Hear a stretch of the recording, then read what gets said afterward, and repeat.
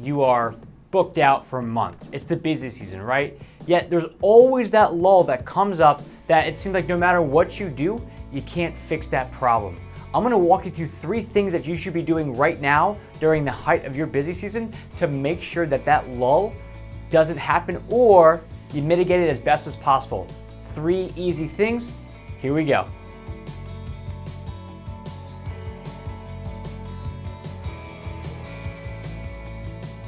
First off, right now, I get it. You're crazy busy. You know, you got so much stuff going on. Maybe you're a one-man show and you're literally working sun up to sundown by yourself. Or maybe on the flip side, you've got 9 crews running and you're doing everything you can to keep everybody in check.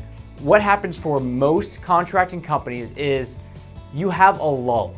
There's a slow period of the year where maybe it's like a 2-month period that you get no work, right? Where the leads go from 5 a day down to 5 in the entire month, all right? And it happens every single year. Now, how can you help fix that? Because it can't be a good feeling knowing that you're going into, let's say, July and you're like, shoot, everything's gonna start to slow down again. What do we do? 1, you need to be taking pictures of all the stuff that you're doing right now. This is your busy season for a reason because this is when all the demand is there. Imagine this, what if your most popular service, let's say you are a landscape company, right? And you're out there right now just doing tons and tons of maintenance because it just came out of winter and now it's coming into spring and summer. If this is the most busy season because this is the highest demand, wouldn't you want to be documenting this so that way when this time next year comes around, you have even more jobs because you did the proper marketing? Well, you can't get into, let's say, the super slow time of landscape work, which is maybe August and then December, January, and go, okay, how do we market everything? You don't have all these pictures. You can't make that awesome display guide, right? Or you can't update your website with new pictures because you don't have them.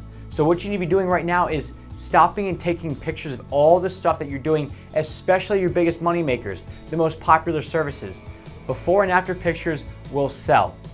You know, let's say right now I'm a personal trainer and pretend it's the very beginning of the year and everybody's in shape or everybody wants to get in shape. January 1, all these New Year's resolutions come into play. And let's just say I think, oh shoot, I'm way too busy with everything to stop and take before and after pictures of what it's like to hire me as a personal trainer. And then come April, when everybody came off their 12-week or 16-week program, and now it's the slow period for me, well, what if I had twice as many clients during that time so I had twice as much money? Or if I was then able to leverage all the stuff that I was doing with these clients into April, May, and June, right? That's what I'm trying to get you to do, is to make sure that when you're in your slow season, you have stuff still on deck because you are either twice as busy the next year with all your popular service, or you then take what you already did and just rebroadcast it back out there because there's always some stragglers. There's always some people that want their lawn to get maintained in June instead of in early March.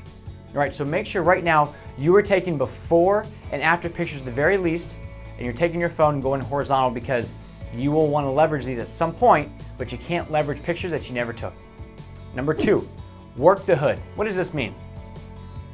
This is when you go to a job, you want to walk around the neighborhood, spend 3 to 5 minutes just knocking on the neighbors' doors, and what you're effectively doing is letting them know that you're there to work on their neighbor's yard, right? If you're a landscape contractor, or maybe you're an exterior painter, whatever it is, but you're not going there to say, hey, I'm working next door, here's my card, let me know if you want me to do the same thing to you, because what is that? That's salesy and that's bullshit and people hate that. You walk up though and you knock on the door and you say, hey look, I'm gonna be parking my trucks right there. Do me a favor, here's my card. If I'm in your way at all, just give me a call, right? Now you've given them your card, but you didn't do it in a very selfish manner, you did it in a selfless manner, okay? So when you go around and work the hood, you're gonna go knock on doors and let people know that you're there, but you're gonna do it in a very selfless manner by letting them know my trucks are gonna be there, or hey, I'm gonna be doing this, so if I'm in your way at all, please do me a favor, give me a call and I will make sure I fix it. So you're being the kind, selfless contractor that is gonna help, you know, if they're looking for a painter and you're a painter, who are they gonna call? The person that was very courteous to them when you weren't even their client. So make sure that you're going around the neighborhood and actually just, letting people know that you're there, because naturally, I mean, they're gonna see their neighbor getting stuff done. They're gonna wanna look, right? You don't need to tell them, hey, if you want more work just like them, you give me a call. They know that if you're literally doing the work and they now have your phone number, if they want that same work, they can call you. They don't need you to spell it out for them or to sell them. All right, plus from a psychological sales persuasion perspective, right, this is why referrals work so well, all right, because it's a trusting thing. Hey, I'm going to give you the name of somebody that I've already talked to. They want to hire you. A referral is much easier to sell to because you have a third-party testimonial. That's exactly what happens with these. You're working on a neighbor's house. If it's good enough for the neighbor, it's good enough for them, and you have a much better chance of closing them because they already know what you look like and what kind of service you're going to offer. Finally, this is the big one. It's a conceptual one. It's a mindset. Marketing as a whole is a marathon. It's not a sprint, which a lot of people like to do that where they, if you're in your busy season and it's crazy slammed right now, because this is just the time you ride this wave. You're way high right now and you're gonna crash when the slow season comes with nothing but just another few months of exhaustion. If you can really plan out your day, and I'm thinking you got 3 to 5 minutes of knocking on doors, assuming you're at a different place each day, then you're gonna have 5 to 10 minutes each day of taking before and after pictures. Now you're looking at between 8 and 15 minutes a day to set yourself up for success for both the slow season and for next year's rush, so you have even more work. Or you want the same amount of work, but you can now do it at a higher price because you've got more demand, right? So stopping and for 10 minutes a day, we'll average it out to there, you can really set yourself up, and that is truly the goal.